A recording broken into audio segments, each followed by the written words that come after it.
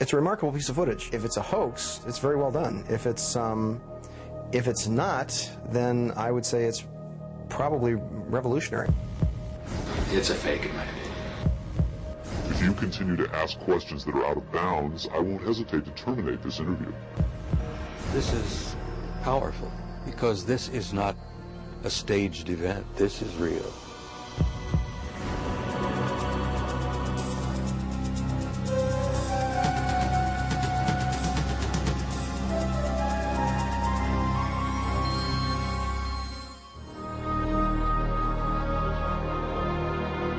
Interest in UFOs and Area 51 is at an all-time high. Last year, a highly rated TV special and best-selling home video purported to show an actual autopsy of an alien being from the famous Roswell, New Mexico crash of 1947.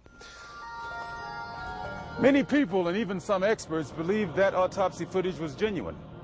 If that was indeed the body of an alien being from another world, could the footage in this program be the world's first hard visual evidence of an actual living and breathing alien being?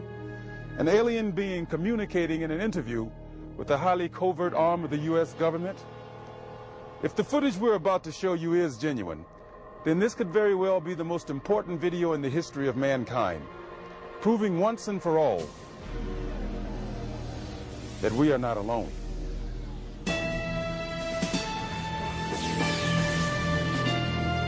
Within Nevada's Nellis Air Force Range, protected by the tightest security in the world, is the Groom Lake Test Site, a.k.a. Dreamland, a.k.a. Area 51, an installation so secret the government cryptically acknowledges its existence only as an operating location.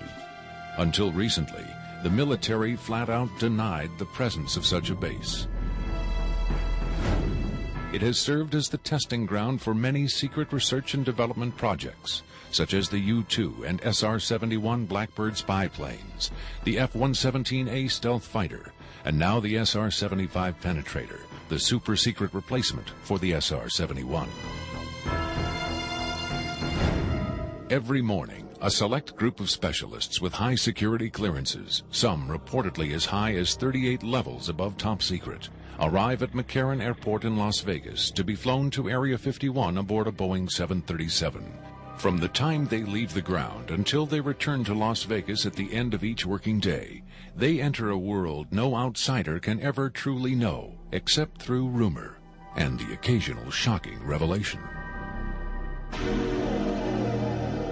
In 1989, a physicist named Robert Lazar went public with the stunning claim that the United States government was test flying disc-shaped aircraft of extraterrestrial origin at Area 51.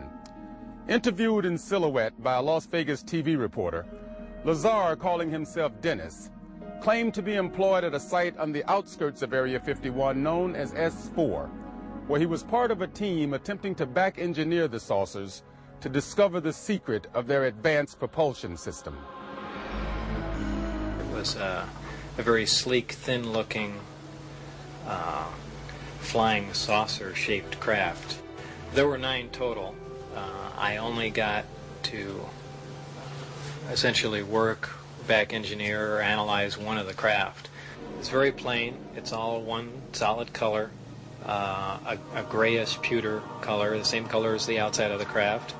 There are no sharp corners anywhere. Every device in the craft, the seat, the amplifier housings, everything has a rounded corner on it, almost as if it was all fashioned out of wax and then slightly melted, so everything curved, even where the ceiling meets the floor on the end. Everything has a curve to it. Very, very plain, very wide open, very impractical use of space. And there are 3 levels. The lower level houses the amplifiers themselves that swing, the 3 of them. The center level is where you enter the craft, where the seats and the amplifiers are, and the top level is a small area, and I did not have access to that, so I don't know what's up there. Absolutely alien craft, there's no question about it. Well, first of all, the scope of the project was to back engineer it. If they were United States craft, we wouldn't be going backward trying to find out how they were built if we had built them. Second of all, the size of the equipment inside, the size of the seats, the materials that were in use, completely alien to us, pardon the pun, and the fuel, element 115, essentially non-existent. All these factors together, and of course the briefing information stating that they were alien craft. Along with Robert Lazar, rocket scientist David Adair is one of the few individuals who will go on record concerning his personal experiences with alien technology at Area 51. Was not of our origin. They shouldn't have let me see that. And then in the results of it, they locked me in a room. And the reason they locked me up in a room was because I wouldn't tell them any more about how the engine would function, and they started getting a little bit more perturbed about that. A former consultant to NASA and top aerospace companies, Adair claims that in 1971 he was brought in to study the engine of a downed flying saucer. What I was looking at was a technological marvel of its time, and it was a magnificent thing to see sitting there, and the whole situation just started really getting me more angry than anything, because the fact that they could sit on such a hunk of technology and not tell us about it. Here we are using liquid fuel engines and rockets at NASA, and here they got an engine that's probably, in theory that we know of, could be a speed of light, an engine capable of speed of light or even faster. Ufologist and lecturer Sean David Morton has appeared on Sightings, Strange Universe, and Hard Copy. He offers his own perspective on Lazar's stunning claim and the super-secret Area 51.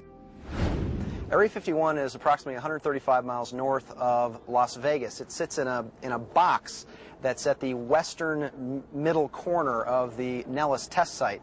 It was originally called the Groom Lake Facility, and Area 51 actually gets its name from a bombing classification. There's Area 49, 50, 51, 52, et cetera, et cetera.